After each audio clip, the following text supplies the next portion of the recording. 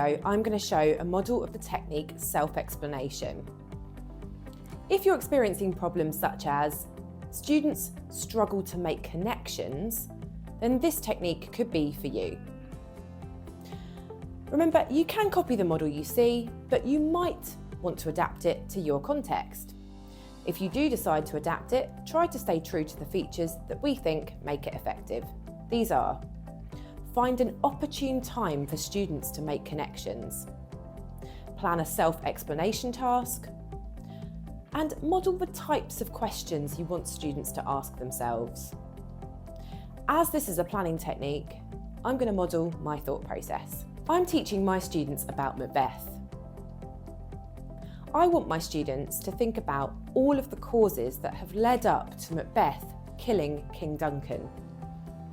This is a really opportune moment for self-explanation because I need students to ask themselves questions so they can create connections, integrate and organise what they know. So I'm going to plan a self-explanation task.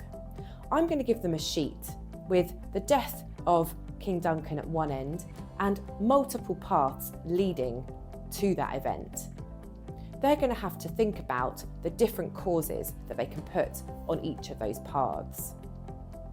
I'm going to model one to them first so I can model the types of questions that I'll ask for a self-explanation task.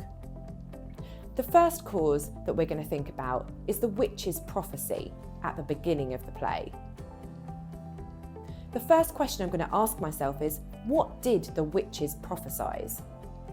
So we're going to have to together recall what they prophesied at the beginning. The next question I'm going to ask myself is, why did that affect Macbeth so much? And the answer there is that part of the witch's prophecy came true quite quickly. This made Macbeth think that the whole of the prophecy would come true.